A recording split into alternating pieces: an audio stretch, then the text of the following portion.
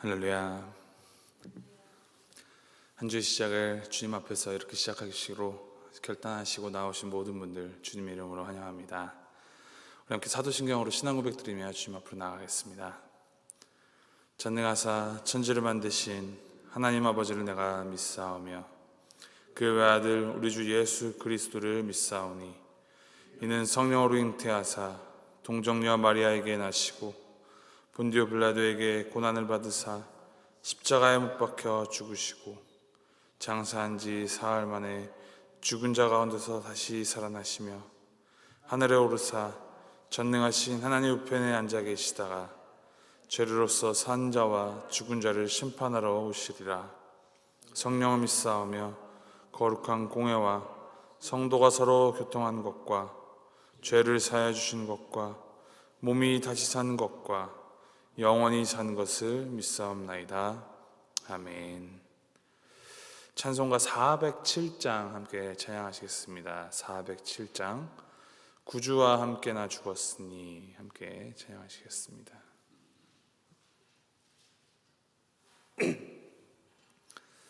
찬송가 407장 함께 찬양하시겠습니다. 구주와 함께 나 죽었으니 구주와 함께 나 살았도다. 영광의 그날에 이르도록 언제나 주만 바라봅니다. 언제나 주는 날 사랑하사 언제나 새 생명 주시나니 영광의 그날에 이르도록 언제나 주만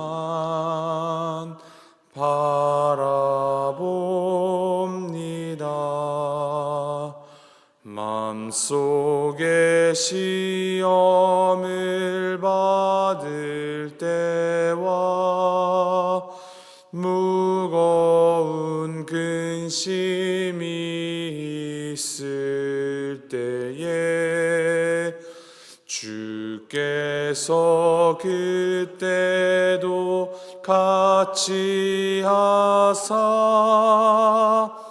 언제나 나를 도와주시네. 언제나 주는 날 사랑하사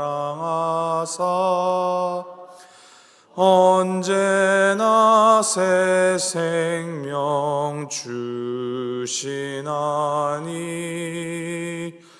영광의 그날에 이르도록 언제나 주만 바라봅니다. 뼈 아픈 눈물을 흘릴 때와 쓰라린 마음으로 탄식할 때 주께서 그때도 같이 하사 언제나 나를 생각하시네. 언제나 주는 날 사랑하사 언제나 새 생명 주시나니 영광의 그날에 이르도록 언제나 주만 바라봅니다.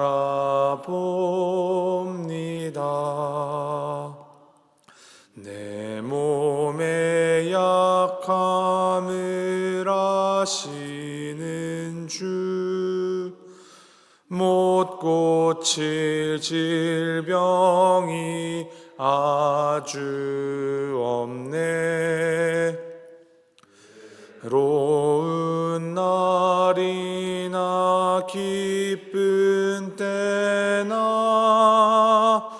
언제나 나와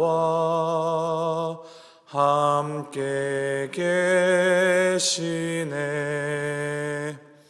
언제나 주는 날 사랑하사 언제나 새 생명 주시나니. 영광의 그날에 이르도록 언제나 주만 바라봅니다.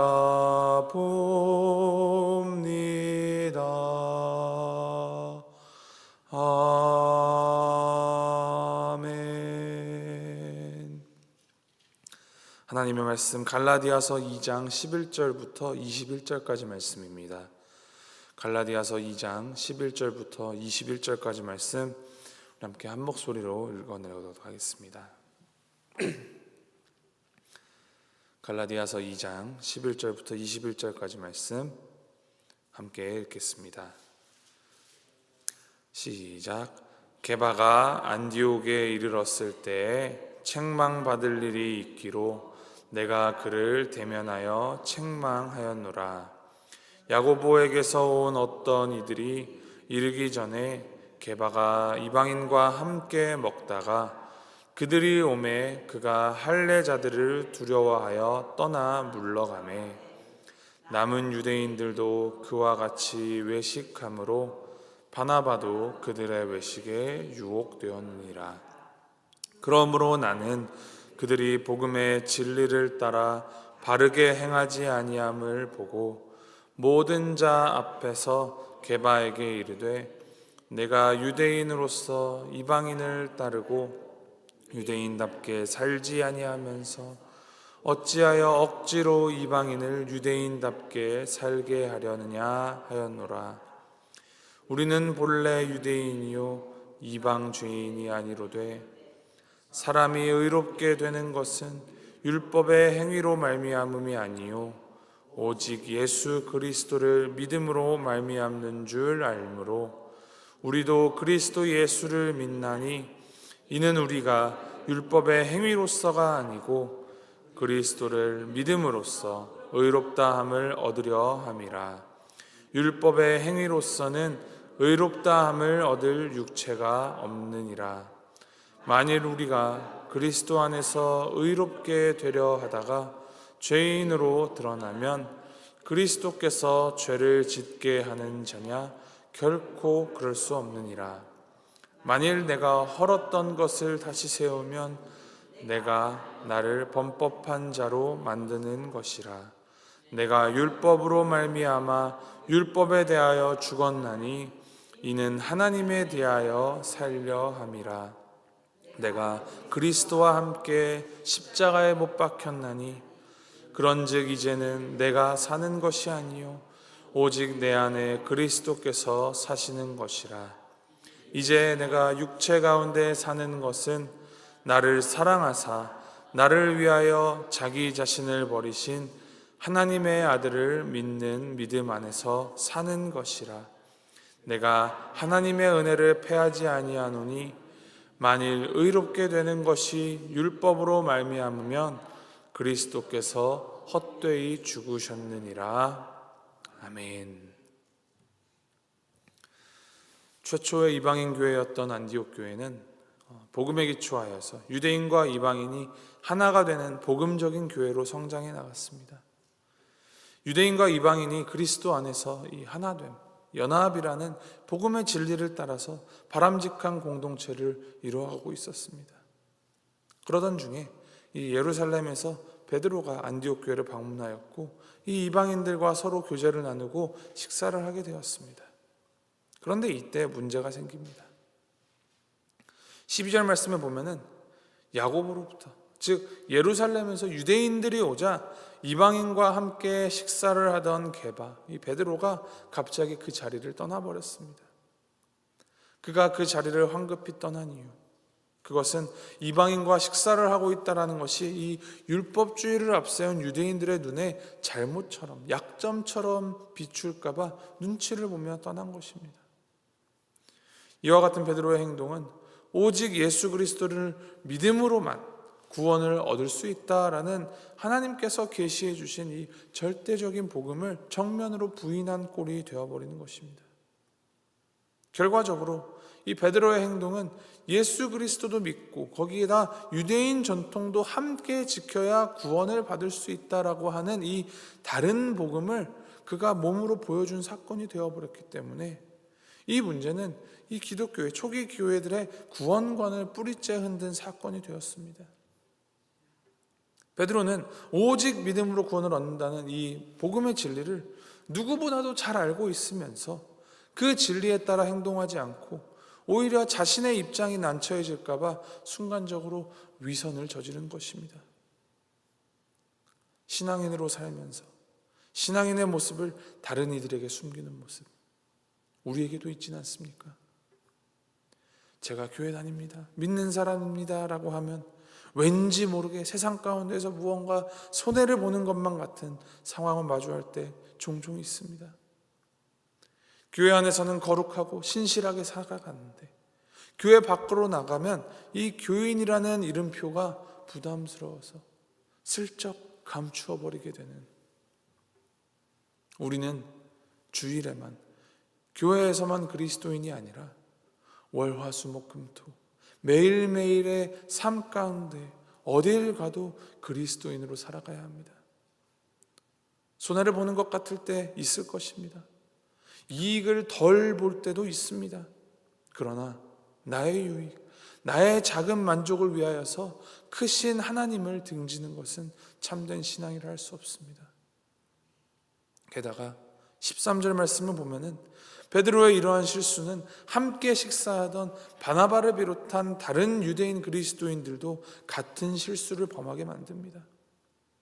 이렇게 우리 안에 스며드는 죄는 우리를 잠식하고 또 주변으로 퍼져나가게 됩니다. 이것을 경계한 바울은 공개적으로 베드로를 책망합니다. 베드로로 말할 것 같으면 예수님의 수제자이고 초대교회의 대표적이며 상징적인 인물일 뿐만이 아니라 나이로 보았을 때도 바울보다도 훨씬 나이가 많은 자입니다. 바울은 나이도 젊은 데다가 그냥 지방에서 사역을 하는 작은 자로 여겨졌습니다. 그러나 이 참된 복음의 힘, 복음의 가치, 이 복음의 진리를 지키기 위하여서 바울은 담대하게 나섭니다. 14절 말씀을 기록합니다. 그러므로 나는 그들이 복음의 진리를 따라 바르게 행하지 아니함을 보고 모든 자 앞에서 게바에게 이르되 내가 유대인으로서 이방인을 따르고 유대인답게 살지 아니하면서 어찌하여 억지로 이방인을 유대인답게 살게 하려느냐. 이어서 바울은 다시 한번 이 복음을 믿는 믿음을 통한 구원을 강조합니다. 16절 말씀입니다.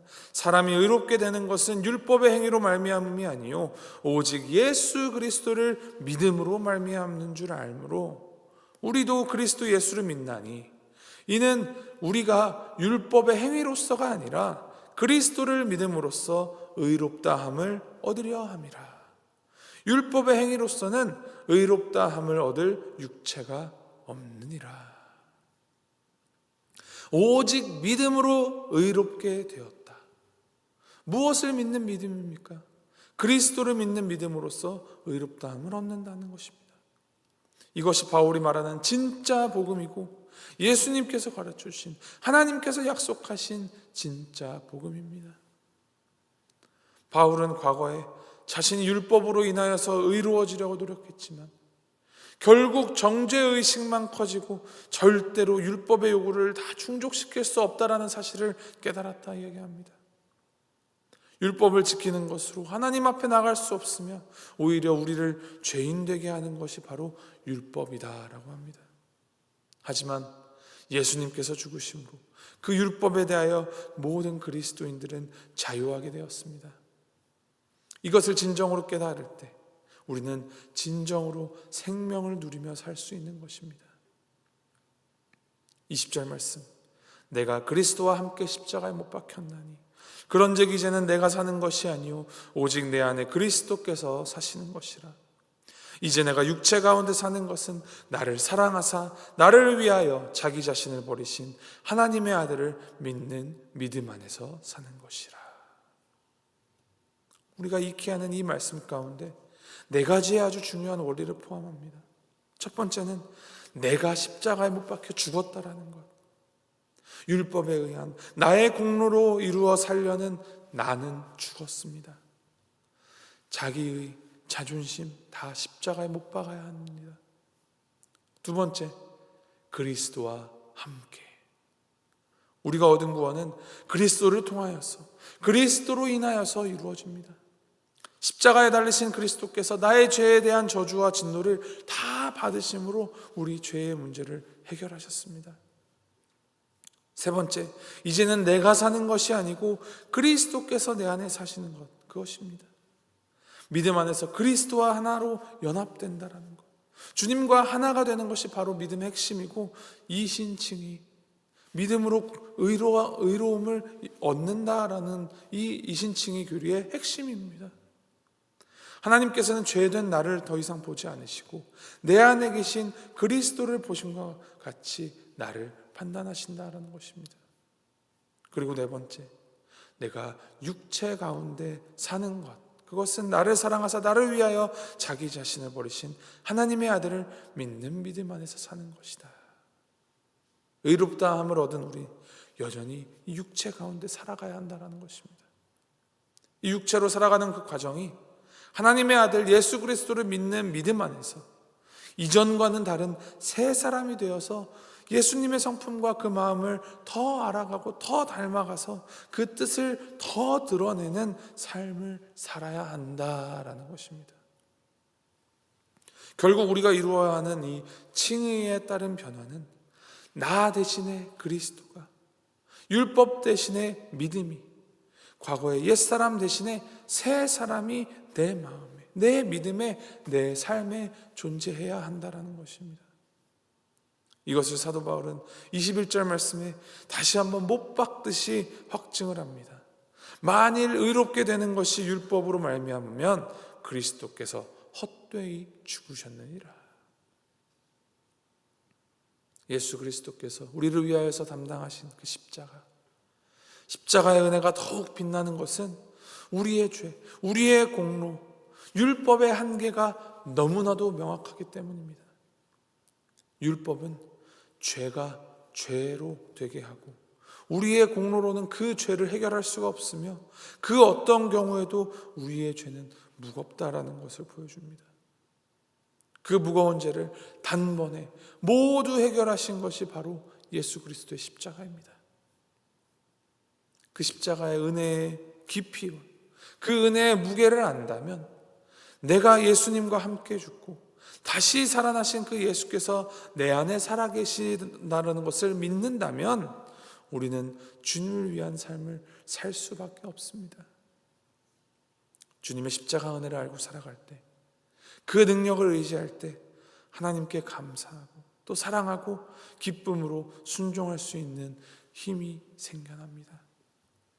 이것을 기억하시고 또 붙드시어서 새로 시작하는 한 주의 삶, 우리의 삶 가운데 믿음을 드러내는 삶 살아가시길 바랍니다.